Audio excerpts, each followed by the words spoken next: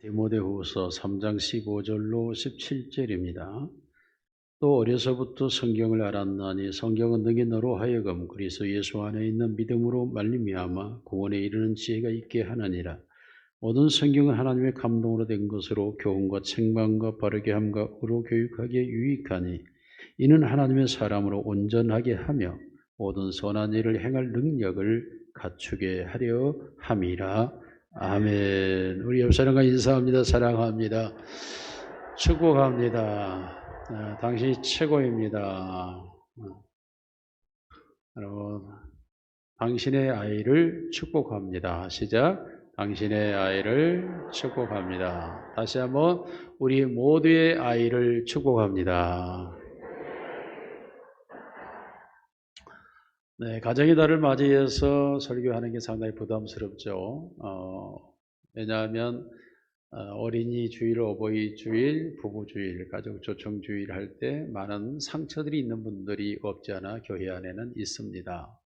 그러나 여러분, 개인적인 생각에서 말씀을 받거나 하지 마시고 우리 모두가 마음을 넓혀서 보면 모든 아이들이 우리의 자녀들이고 모든 아이들이 우리의 자녀들이고 모든 노인들이 우리의 부모님들이고 모든 가정이 우리의 가정인 줄로 믿습니다. 이런 하나님의 마음을 가지고 우리가 말씀을 듣는다면 상함도 없고 여러분에게 오해도 없을 것입니다. 5월은 산천이 푸르르고 무성해지고 들녘은 아름다운 꽃들로 피어납니다. 우리 교회도 마찬가지로 꽃들이 피어났는데 제가 사진을 좀 찍었어요. 방송실 내가 보냈나요? 네. 거꾸로 앞에 다시 다시 그 앞에 순서대로 맨 앞에 목련꽃이 피고 목련꽃이 피고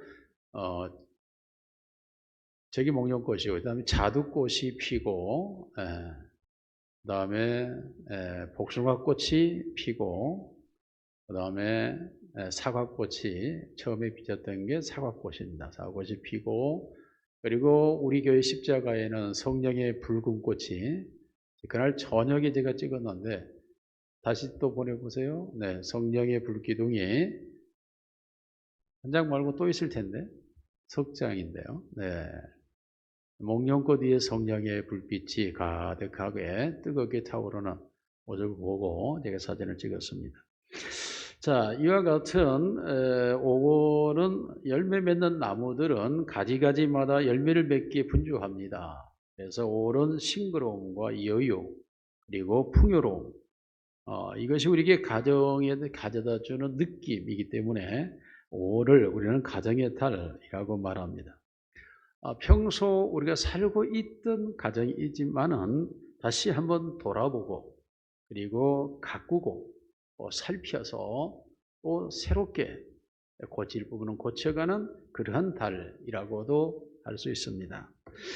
가정을 마치 정원에 비유합니다. 정원에 좋은 나무들이 많이 있지만은 잡초를 뽑아주고 벌레를 없애주고 비뚤어진 가지를 쳐주고 그럼으로써 아름다운 정원이 되어져 가는 것과 같습니다. 우리의 가정 안에도 비뚤어진 우리 아이들의 생각을 바르게 잡아줘야 하고 또한 밖으로부터 들어오는 바이러스나 세균 같은 나쁜 생각들, 나쁜 습관들이 들어오면 그것을 제거해 줘야 하고 그렇게 열심히 가꾸어주면서 사랑이라는 양분을 주어야 가정이 건강하고 튼실하고 아름답게 세워져 가는 것입니다. 그러므로 내가 가정에 살고 있다고 방치하고 버려두면 잡초가 무성해지고 그리고 아름다운 나무가 계목이 되고 흉물이 되는 것처럼 정원 자체가 볼상사나워지게 되는 것입니다. 우리의 가정 또한 우리의 이러한 수고로움이 없이 가정을 방치하게 되면 우리의 가정이 사회의 흉물이 되고 국가의 악이 될 수 있다는 사실도 기억을 해야 합니다. 그러므로 우리의 가정을 우리가 얼마만큼 뜨거운 애정을 가지고 깊은 관심으로 들여다보면서 우리의 가정을 가꾸어 가야 하는가 이것이 매우 중요하죠. 그러므로 가정을 가꾸는 데 있어서는 네 가지 원칙이 있죠. 올바른 자녀 교육과 그리고 올바른 부모 섬김, 그리고 올바른 부부의 사랑, 그리고 가정의 올바른 사명. 이 네 가지의 원칙을 가정이 가지고 이것을 이루어갈 때 그러한 가정들이 모여 있는 사회가 건강한 사회가 되고 그런 사회 속에 국가가 건강한 국가, 올바른 국가가 되어져 가는 것입니다. 사회와 국가의 기본 단위인 가정이 잘못되어지게 되면 결국 사회와 국가의 운명이 어떠하다고 하는 것은 우리가 불을 보듯이 번연히 알 수 있습니다. 1900년대 한 신문에 대학생 수가 보도된 적이 있습니다. 미국이 80만 3천 명이고 한국이 80만 5천 명이었습니다. 놀랍게도 3억의 인구를 가진 미국의 대학생이 80만인데 5천만 인구를 가진 대한민국이 80만이 되는 놀라운 사건을 기록하면서 얼마만큼 대한민국이 자녀의 교육을 중요하게 여기는가에 대한 내용이었습니다. 사실상 우리 한국의 교육의 열정, 부모들의 교육의 열정은 대단했죠. 자녀를 향한 부모의 바람과 소망이 바로 자녀를 대학교육 보내는 것이었습니다. 이러한 교육의 현실 문제가 얼마나 첨예하였던지 마침내 사교육비라는 문제를 가져왔고 자녀의 사교육비를 얻기 위하여 주부가 윤락행위를 했다라는 세태 고발도 이어졌습니다. 마치 전 국민이 양분되어 있었는데 하나는 자녀의 교육비를 벌기 위하여 일벌레처럼 일하고 있는 부모의 군상, 또 하나는 그러한 교육비를 가지고 날마다 무거운 책감을 들고 머리에 이고 학교와 학원으로 달려다니는 자녀. 그래서 이 사회와 국가가 마치 돈을 벌기 위해 열심히 일하고 있는 일꾼된 부모의 모습과 그 돈을 받아서 열심히 학원과 학교를 다니고 있는 자녀의 모습으로 이 국가가 양계층으로만 존재하는 것처럼 비춰지는 그런 사회 현상을 가졌던 적이 있습니다. 물론 그렇게 되어서 좋은 교육의 결과를 얻었다면 더 바랄 것이 없고 박수치며 환영해야 하겠지만 약 20, 30년이 지난 지금의 오늘 우리의 현실을 바라볼 때 그 교육의 뜨거운 열정과 그 불어온 열풍의 바람이 어떠했는가 바라보면 너무 엄청난 아이러니를 우리가 발견하게 됩니다. 그러한 가정 속에서 성장했던 그 자녀들의 20, 30대의 자녀들의 세대가 가정 갖기를 거부하고 있다는 것입니다. 저출산의 문제, 인구 절벽의 문제, 가정 갖기를 싫어하는 사회 현상이 오늘 우리의 자녀 세대에서 나타나고 있고 극명하게 드러나고 있습니다. 왜 20, 30대가 그러한 부모의 열정 속에서 성장한 그 자녀들이 왜 가정 갖기를 거부할까요? 왜 가정을 싫어할까요? 부모의 그 자녀로 인한 고통스러운 모습이 자녀들에게 연상되어 비춰지고 있기 때문입니다.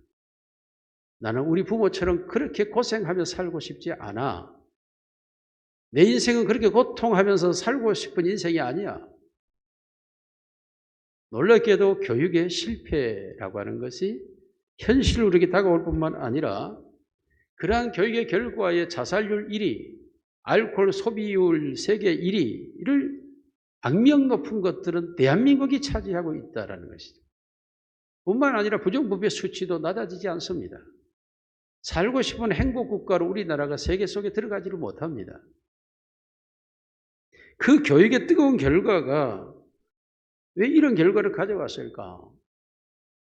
그럼에도 불구하고 국가는 끊임없이 교육위원회를 가동하고 교육의 방법에 대해서 논의를 하고 하지만 항상 그 내용이란 수능, 내신, 대학교육 여기에만 초점이 맞춰져 있을 뿐 다시 말하면 교육의 방법론에 집중하고 있고 교육의 목표에 집중되지 않고 있다라는 현실입니다. 물론 이러한 것이 모든 가정의 문제는 아닙니다. 저희의 가정은 우리 아이들이 자식을 그냥 가져요. 그래서 한 명 갖기도 힘든데 벌써 닌나는 3명을 갖고, 사라는 아예 그냥 쌍둥이를 가져가지고 또 3명을 갖고, 우리 아이들은 가정이 고통스럽게 생각하지 않은 것 같아요. 내가 볼 때는 저들이 살아갈 일이 걱정이 태산인데 저들은 전혀 그렇게 느끼질 않고 있습니다. 왜 그럴까요? 4명 가진 우리 부부가 너무 행복하게 살았습니다. 아멘들 안 하셔? 4명인 자녀를 가지고도 우리 부부가 행복하게 사는 것을 보고 이놈들이 생각을 잘못한 거예요. 자녀를 3명을 가져도 4명을 가져도 우리 부모들이 행복하게 살 수 있다라고 하는 생각을 갖는 것 같아요. 사실 얼마나 힘들었는데 그걸 모르고 있는 거죠. 어찌됐든 우리의 자녀들과 같은 가정들이 아직도 존재하고 있는 건 현실입니다만은 대부분의 사회적 문제가 그렇다라는 의미입니다. 이것은 바로 교육의 목표를 학교에 맡길 것이 아니라 가정에서 가져가야 했었고, 가정이 교육의 장이어야 했고, 가정에서 교육의 목표를 말했어야 된다라는 의미입니다. 교육이라고 하는 것이 국가적 교육에 맡겨놓으면 국가적 교육이라고 하는 것은 우리가 생각하는 것처럼 그런 목표를 이루어내지를 못합니다. 학교를 보내면서 그 교육의 뜨거운 열정과 그 교육을 하기 위한 그런 수고로움이 우리의 자녀들의 진정한 행복을 위한 것이었는가? 라고 부모 세대에게 질문을 해봐야 되겠죠. 우리의 행복을 위한 것이었는지, 그들의 행복을 위한 것이었는지, 어쩌면 부모들이 이루지 못한 목표를 달성하기 위한 그러한 잘못된 열정과 욕망이 우리의 자녀들을 희생양으로 삼았지는 않았는지, 그래서 우리의 자녀들이 교육의 희생양이 되었기 때문에 우리의 자녀들은 그와 같은 삶을 반복하고 싶지 않아서 부모가 가는 길을 버리고 있는 건 아닌지 우리 자신이 다시 한번 돌이켜봐야 할 시점이라는 것입니다. 올바른 자녀 교육이 무엇인지를 알고 있는지에 대한 기본적 질문부터 던져야 되겠죠. 그래서 오늘 우리는 진정한 우리의 자녀들을 향한 이제라도 교육이 무엇인지를 우리가 분명하게 알고 올바른 자녀 교육의 부모가 될 수 있기를, 그런 할머니 할아버지가 될 수 있기를 주님의 이름으로 축원합니다. 첫째로 교육이란 무엇일까요? 현실 국가가 말하는 교육은 인재 양성을 목표로 하고 있습니다. 이것을 참 교육이라 생각하지만 이것은 사실상 국가의 이익을 위한 도구로 발생하는 상황이죠. 또 하나는 전문가를 길러내기 위한 기술 교육입니다. 이것 또한 사회 경제 분야 등 기술 분야에서 그 국가 발전을 위한 기능 고용인을 길러내는 교육에 지나지 않습니다. 직업 교육이 있습니다. 단순히 먹고 살기 위해서 필요한 기술을 가르쳐서 경쟁 사회에서 삶의 수단을 갖게 하는 교육의 방침입니다. 이 모든 교육의 방침은 한마디로 삶의 수단을 가르치고 있는 것입니다. 그러나 이것은 교육의 참 목표가 아닙니다. 인재 양성이나 전문가 양성이나 기술 교육을 가르쳐 삶의 능력을 갖게 하는 이 모든 것들은 교육의 목표점이 아닙니다. 삶의 기술일 뿐이죠. 교육의 목표점이라고 하는 것은 사람을 사람답게 만드는 것입니다. 사람이 사람으로서 살아갈 수 있는 능력을 갖게 하는 것입니다. 사람이 사람다움을 느끼고 여기며 행하며 살아가는 인생을 만드는 것입니다. 이를 가리켜서 전인교육이라는 단어를 사용합니다. 전인교육이라고 하는 것은 무엇입니까? 인간의 인격 자체가 인간다워지는 것을 가리켜 전인교육이라고 말합니다. 인간이 인간다워진다고 하는 것은 무엇일까요? 인간에게 있는 기능 3가지죠. 지정의라고 표현하는 것이 생각과 느낌과 행동에 있어서 올바른 생각, 올바른 느낌, 올바른 행동을 갖게 하는 것, 이것이 바로 전인교육입니다.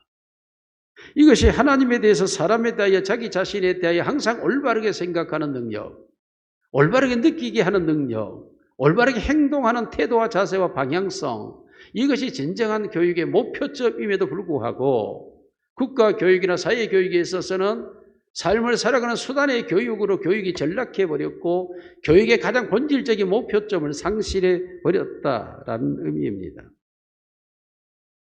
그러므로 교육이라고 하는 것은 전인교육으로 돌아서야 합니다. 사회교육이나 국가교육이나 도덕교육이나 교양교육이나 이러한 것으로 인해서 전인교육이 이루어지지 않습니다. 오직 참된 전인교육은 하나님의 교육을 선택해야 합니다. 왜냐하면 하나님만이 사람을 온전케 할 수 있고 하나님이 사람을 온전하게 할 수 있는 방법으로는 하나님의 말씀, 성경을 우리에게 주셨기 때문입니다. 오늘 보면 디모데후서 3장 17절 하나님의 사람을 온전하게 하며 모든 일을 행하기에 온전하게 함, 모든 일을 행하는 일도 전인적으로 올바른 생각과 올바른 느낌과 올바른 행동 속에서 그 사람 자체도 모든 걸 사람답게 생각할 줄 알고 사람답게 느낄 줄 알고 사람답게 행동할 줄 아는 그러한 양성화된 인성을 길러주는 것, 이것이 교육이죠. 이게 교육의 목표점인 것입니다. 그런데 사회교육, 국가교육이라고 여러분이 여러분의 자녀들을 맡겨놓고 내팽개쳐버리는 그 교육 분야에서는 그로 하여금 사람다움을 가르치지를 않고 있다라는 것입니다. 그러므로 자연히 우리 부모들의 1900년대의 열정적 교육의 그 바람이 결국은 오늘날 가정 파괴 현상이 일어났고 가정을 부인하는 상황으로 전락되고 있는 것입니다. 이렇게 여러분 우리의 자녀들을 올바르게 전인교육을 시키기 위해서 오늘 성경은 우리에게 이렇게 말하고 있죠. 교육의 내용입니다. 첫째, 교훈하라는 겁니다. 교훈. 자녀들에게 교훈하라. 학교에다 맡겨놓지 말고 부모들이 교훈하라는 겁니다. 여러분, 자녀는 하나님께서 우리에게 주신 기업, 재산이고 우리의 상급이라고 말하고 있습니다. 사실 자식은 우리에게 상급이고 우리의 재산이죠. 여러분, 우리의 삶 속에서 가장 힘들고 어려울 때 자녀를 바라보면서 새 힘을 얻고 이 자녀를 위해서 내가 더 마음을 고쳐먹고 이 자녀를 위하여서 부부가 서로 다짐을 하고 그렇게 살아가는 세월들이 많이 있지 않습니까? 바로 이것이 우리가 자녀들 때문에 행복해했고 즐거워했고 삶의 소망을 더 가졌고 더 삶을 열정적으로 살아가게 했던 그 모든 원동력과 그 힘은 자녀에게서 온 것 아닙니까? 그러므로 사실은 자녀는 우리에게 주신 놀라운 보이지 않는 재산이었고 우리를 살아가게 할 수 있는 놀라운 상급, 우리의 기쁨이었고 감격이었고 감사였죠. 이러한 상급과 재산을 어떻게 해야 할까? 바르게 해야만 올바른 재산이 될 수가 있겠죠. 모든 재산을, 돈을 관리를 잘해야 올바른 돈이 되고 올바른 재산이 되는 것처럼 우리의 자녀들을 바르게 해야 되는데 그것은 바로 교훈인데 교훈이란 무엇입니까? 무엇이 옳은지 그른지에 대하여 말하는 것입니다. 무엇을 믿어야 될지 무엇을 믿지 않아야 될지에 대하여 말해 줘야 합니다. 무엇을 행하고 무엇을 행하지 않아야 될지에 말하는 것입니다. 무엇을 듣고 무엇을 듣지 않아야 될지에 대해 말해 주는 것, 이것이 바로 교훈입니다. 그러므로 어린 자녀들은 지금 분별력이 전혀 없죠.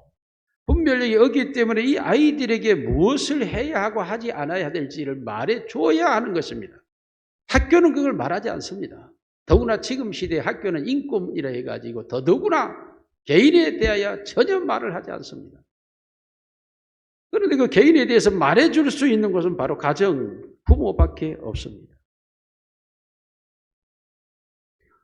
여러분, 이 세상의 모든 학문도 그리고 사상도 그리고 모든 책도 그리고 모든 문화도 다 변합니다. 이 세상의 것들은 변하지 않는 것이 없습니다. 그러면 그 시대에 맞춰서 교육한다고 하면 시대가 지나가면 그 교육은 틀린 것이 되기 때문에 세상의 풍조를 따라 교육할 수 없다는 것이죠. 전통도 바뀌어지고 풍습도 바뀌어지는 것입니다.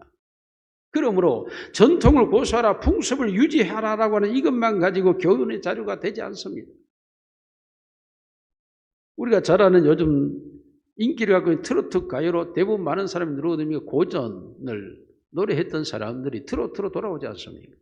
시대마다 바뀌어진다라는 거죠.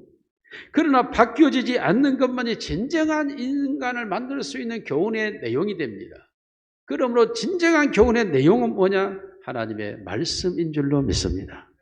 하나님의 말씀은 수천 년이 지나도 변하지 않습니다. 즉 어떤 시대와 어떤 세태의 변화가 와도 말씀은 변하지 않습니다. 그리고 어떤 상황과 어떤 환경과 어떤 여건에서도 하나님의 말씀은 가장 적용할 때 지혜로운 방식이 됩니다. 그러므로 하나님의 말씀만이 진정한 사람을 사람답게, 사람이 하나님과 인간과 사회와 자기 자신과 물질에 관계되어 적용할 때 가장 올바르게 적용할 수 있는 교훈, 하나님의 말씀인 줄로 믿습니다. 그러므로 성경을 끊임없이 가르쳐 줘야 되고 성경을 말해 줘야 하는 것입니다. 그래서 하나님께서 인간에게 이 교훈을 줄 때 이 성경을 주면서 문서화시켰습니다. 문자화했다는 것이죠. 이 성경이 기록되던 당시에는 인쇄술도 없었습니다. 문자가 발달되지도 않았습니다. 아니 문자가 세계적으로 통용될 수 있을 가능성은 100% 불가능한 시대였습니다. 그러나 하나님은 문자로 이 말씀을 인간에게 주었습니다. 우리가 훗날 돌아보니까 말씀보다 더 명확하고 분명하고 그리고 역사성을 보존할 수 있는 건 없습니다. 하나님은 문자로 자신의 뜻을 인간이 살아가기 위해 행복할 수 있는 내용을 말씀으로 우리에게 주신 것입니다. 그러므로 말씀은 말해야 되고 말씀은 가르쳐야 되고 할렐루야. 하나님의 말씀만이 우리 인간에게 가장 정확한 교훈이 될 수 있기 때문에 하나님의 말씀으로 말해야 합니다. 이것이 바로 우리에게 가장 중요한 내용이죠.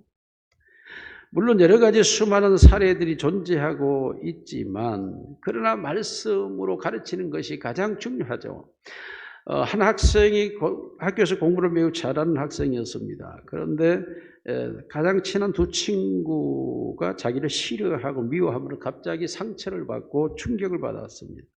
그래서 이 아이가 견디지 못하고 그 친구들이 나쁜 친구들은 아니었는데도 불구하고 자기와 관계가 틀어져서 힘들어하고 있었습니다. 학교 생활이 어려워지죠. 가장 친했던 친구가 갑자기 2명이 3명 중에 2명이 자기를 싫어하고 미워하니까 학교 생활이 너무 힘들어진 거죠. 자, 이때 이 학생이 매우 고민하며 상담해 왔습니다. 이때 이 학생은 그 친구들이 나쁜 친구냐고 물었습니다. 아니라고 말했습니다. 그들은 도적질하거나 싸움을 하지 않고 공부를 잘하는 모범생들 아이였습니다. 그런데 그 아이들이 너를 싫어한다는 걸 어떻게 아느냐. 그 아이들이 쪽지를 자기 가방에 넣어놨다는 것입니다. 나는 너가 싫어. 그것을 보는 순간 이 학생은 견딜 수 없는 상태에 빠져들었습니다. 학교를 가기가 싫어졌습니다. 공부를 1등으로 하던 이 아이에게 이 상황은 너무 견디기 어려웠습니다. 물론 여러 가지 이유가 있었겠죠. 이 아이의 해결책은 무엇이었습니까? 그 아이에게 그렇게 말했습니다. 그 아이들이 너에게 어떻게 하든 성경대로 나는 너에게 말해줄 수밖에 없는데 하나님은 모든 사람과 평화하라고 했고 모든 사람을 사랑하라고 했다. 그들이 너희에 대해서 평화를 갖고 있든지 있지 않든지 그들이 너를 사랑하든지 하지 않든지 너는 그들과 평화하고 그들을 사랑할 수 있겠느냐고 물었습니다. 그랬을 때 자기는 조금도 그게 변함이 없다는 겁니다. 그들과 평화롭게 지내고 있고 그들을 사랑하고 싶다는 것입니다. 그때 하나님은 또 하나를 우리에게 말하고 있다고 말했습니다. 그래서 뭐냐? 그들을 향하여 기도하며 기다리라고 하는 것입니다. 인내하라는 거죠. 그들을 위해서 정말 너가 사랑하고 그들과 평화로운 그들을 위해 기도해라. 그리고 기다려라. 그러면 그들이 마음의 문을 열고 너에게 다가올 때가 있다고 말했습니다. 3개월이 지난 후 그 아이를 만났습니다. 그 아이는 목사님 너무 감사해요. 그 아이는 그들을 항상 보면서 웃었다고 합니다. 그리고 그들을 좋아하는데 조금도 변함없는 태도를 가졌다고 합니다. 그런데 어느 날 지날 때 다시 그 가방 속에 편지가 써 있었다는 것입니다. 구체적인 여러 가지 이유들을 썼는데 이유는 제가 말하지 않겠습니다. 이러이러한 이유들이 있었는데 그럼에도 불구하고 너가 우리를 향해 변하지 않는 그 모습에 나는 너를 사랑을 넘어 너를 존경하게 돼서 너와 영원히 친구하고 싶어. 이런 편지가 들어 있었다는 것입니다. 그러므로 이 아이는 너무 행복했습니다. 너무 좋아했습니다. 우리가 하나님의 말씀대로 우리 아이들에게 교훈할 때 우리의 삶 속에서 일어나는 모든 문제가 해결되는 능력이 되는 줄로 믿습니다. 뿐만 아니라 오늘 성경은 책망하라고 말합니다. 책망하라고 하는 말은 지적하다라는 뜻입니다. 잘못된 것이 어디에서 잘못되었는지를 찝어주는 겁니다. 이게 책망입니다. 사람이 태어나면서부터 우리가 알아야 될 게 있습니다. 무엇입니까? 다 죄인이고 죄성을 가지고 있다는 것입니다. 우리 모든 아이들에게 우리는 형태를 말하고 상태를 말하고 환경을 말하고 그의 태도를 말하고 자세에 대해서 말을 합니다. 아닙니다. 본질을 말해줘야 합니다. 그 본질은 무엇입니까? 바로 죄라는 것입니다. 우리 모두가 하나님과 사람과의 관계, 물질과 자신과의 관계에서 실패하는 이유가 무엇입니까? 죄 때문입니다. 죄가 우리 사람 속에 본래적으로 들어와 있었고 아담의 후손들에게 다 죄가 존재하고 있기 때문에 이 죄가 우리를 악한 자로 만들어가고 있는 것입니다. 사람은 악한 자가 아니죠. 우리의 원함과 원하지 않음으로 가고 있는 우리의 모습을 우리 아이들도 다 압니다. 그러므로 이 모든 것에 대하여서 그 아이의 잘잘못에 대해서 말하고 책망하고 꾸중하는 게 중요한 게 아니고 그 아이가 그렇게 되어졌던 이유, 그걸 짚어주라는 것입니다. 그것은 바로 성경은 우리에게 간단하게 말합니다. 죄라고 말하고 있습니다. 죄가 우리 안에서 유혹과 충동을 일으켜서 우리가 그 순간 그 유혹과 충동에 의해서 분노와 혹은 좌절이 혹은 혈기와 혹은 위축이 우리 안에서 나타남으로써 보여지는 태도와 자세와 형태인 것입니다. 그러므로 이 모든 것을 정확히 깨닫게 해줘야 된다는 것이 무엇보다 중요하죠. 죄가 우리 안에서 너가 원하지 않는 것을 하게 하는 그것은 바로 죄라고 하는 것을 타인화시켜줘야 합니다. 너가 아니고 너 안에 거하는 죄가 너로 하여금 그렇게 말하게 했고 행동하게 했고 그렇게 순간적으로 일으키게 했다. 그러므로 그 죄는 하나님께 용서를 받고 너가 그 악한 일을 해서 하나님이 용서해 주시고 이제는 너가 원하는 것을 할 수 있는 능력을 길러야 된다. 라고 말해야 됩니다.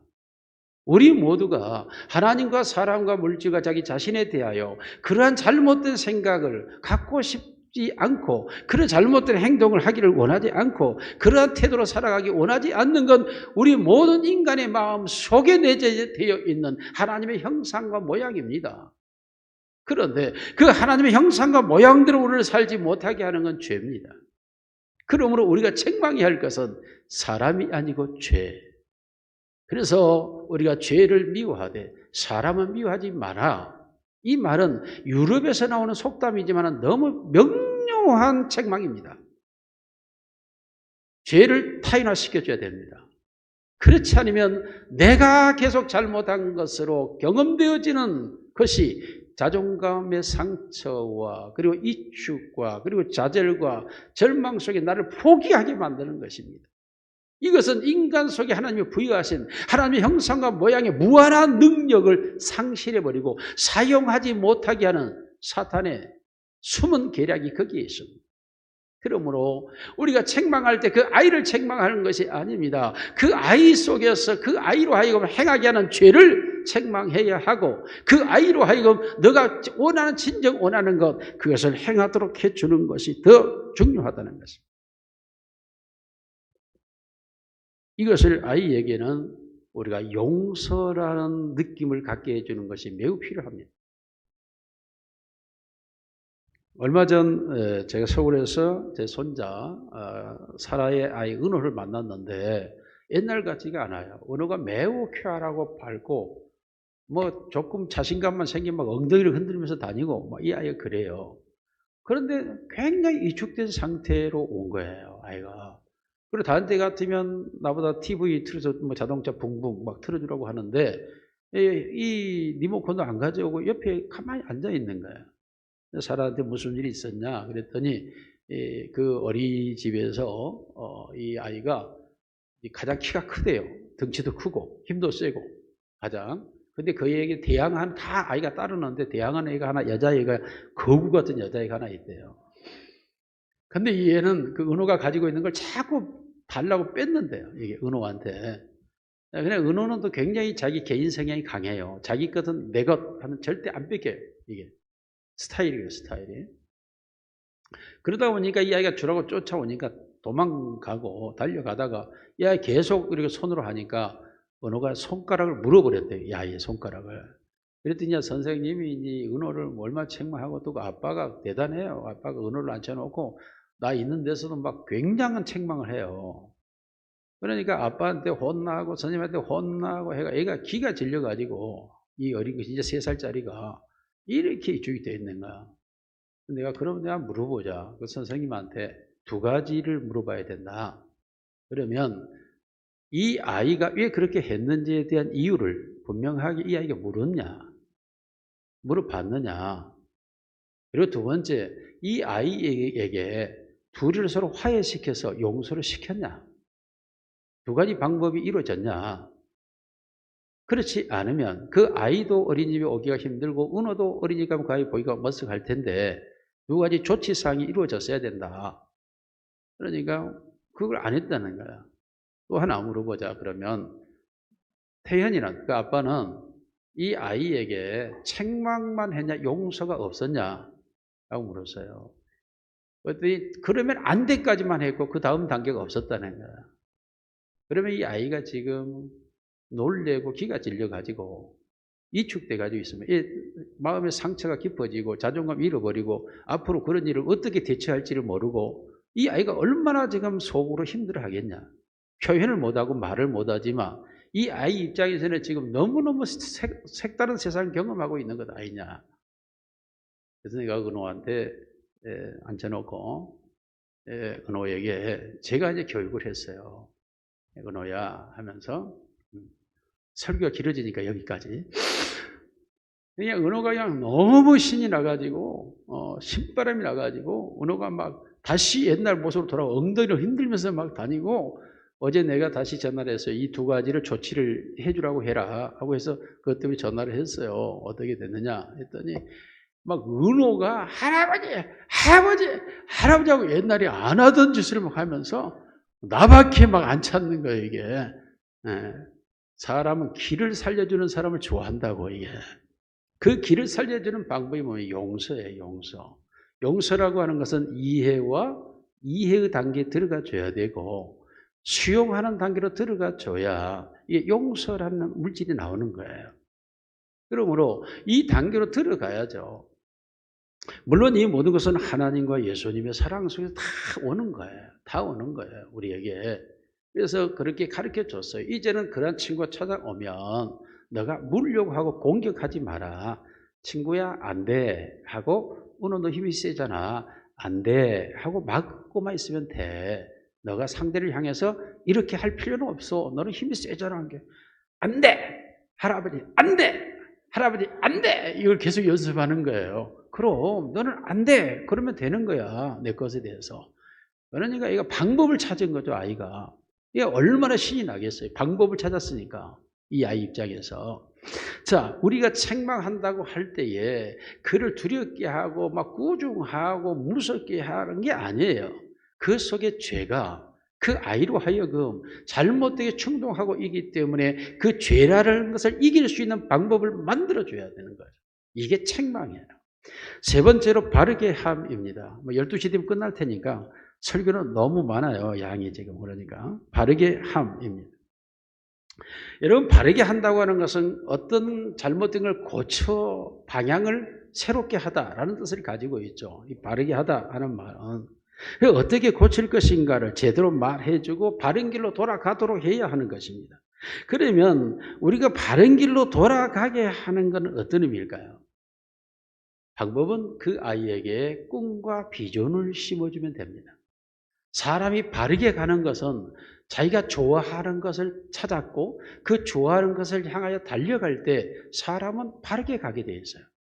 그러므로 자신의 비전, 자신의 꿈, 내가 이루어야 될 목표점, 내가 가져야 될 것, 이것을 가졌다면 이 아이는 그 길을 향하여 줄기차게 달려가요. 줄기차게. 그게 바른 길이에요. 여러분, 제가 얘기했죠. 제가 18살 때까지 이 바른 길을 찾지 못했죠. 그리고 사고를 만났고 그때 하나님 바른 받았는데 그때부터 내가 바른 길을 걷기 시작할 때 세상이 보이지를 않았어요. 제가 얘기했죠. 저는 80년대, 90년대 대중가요를 모릅니다. 들어본 적이 없어요. 들어본 적이. 20년 동안 이 사회가 가지고 있는 문화의 외계인이에요, 저는. 오직 성경과 기도와 찬송과 신학과 예배 속에 빠져서 20, 30년 세월을 살았어요. 내가 그렇게 좋아했던 유행가 정말로 잘 모른다니까요. 그렇게 좋아했던 친구들 모른다니까요. 사람이 비전과 꿈이 딱 바뀌어지면 그 비전과 꿈을 따라 사람은 달려가게 돼요.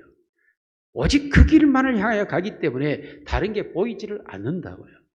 그러므로 바르게 한다고 하는 말은 그가 가야 할 길을 가게 해주는 것, 그가 할 수 있는 일을 하게 해주는 것. 다시 말해 우리의 자녀들이 가장 잘할 수 있고 좋아하는 게 무엇인가를 찾아서 그것을 하게 해줘야 돼요. 수학 못한 놈에게 수학 못한다고 때리고 있으면 안 돼요. 수학을 못하면 국어는 잘하는지를 봐야 되죠. 그 국어 잘하고 국어 잘하게 해주면 돼요. 그 국어도 못한다. 수학도 국어도 다 못해요. 그래요? 그럼 기계를 갖다 줘봐요. 기계를 잘 만지면 그거 하게 하면 돼요. 기계도 잘 못 만져요. 근데 얘가 사람 좋아해요. 그러면 비즈니스맨으로 가면 돼요. 얼마나 비즈니스맨이 중요합니까? 요즘은. 이런 사람 친화력이 있는 사람들, 이런 사람들 유튜버들이 돈을 얼마나 잘 많이 버는지 모르죠, 지금. 우리 교회는 유튜버가 한 명도 없더라고요. 유튜버가 얼마나 돈을 많이 버는지. 예. 또한 요즘은 뭐 보험, 또한 자동차 판매, 이런 판매 왕들이 얼마나 돈을 많이 버는지. 우리 사돈 어른이 그 남편은 뭐 다른 국가직이었지만 이 아내는 그 일을 해가지고 보험 왕이 돼가지고 한 달에 1,000만 원씩 봐, 1,000만 원씩.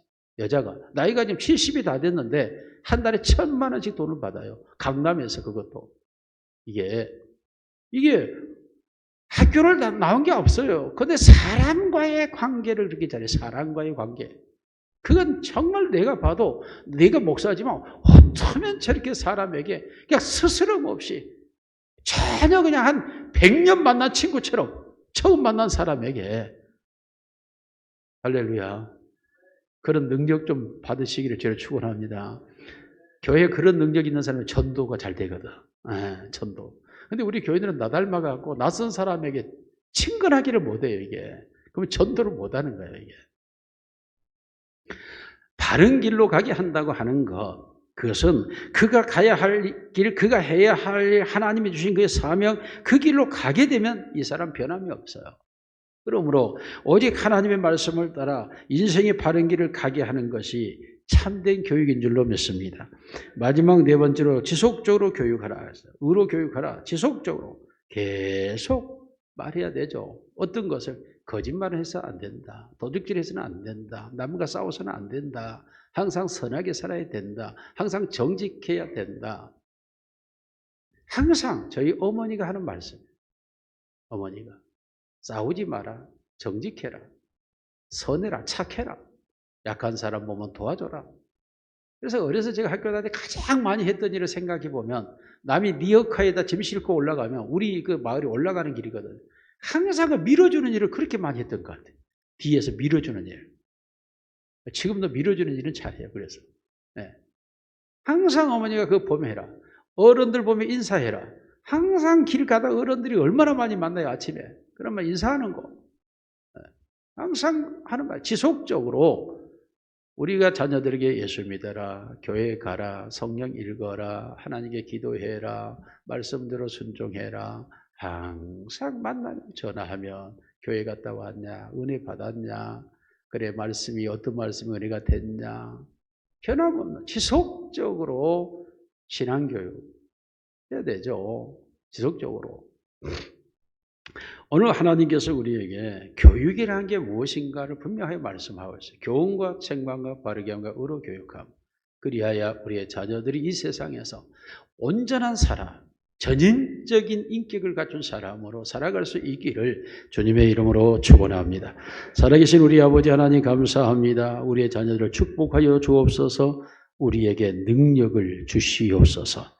그러니까 우리 하나님의 말씀대로 우리의 자녀들을 교훈과 책망과 바르게 함과 의로 교육할 수 있는 참 선생이 되게 하옵소서. 우리의 자녀들이 이와 같이 성장하여 온전한 사람이 되어 저들이 행복하고 아름다운 행복한 가정을 만들고 이 사회와 이 국가가 아름다운 미래 사회국가가 되게 하옵소서.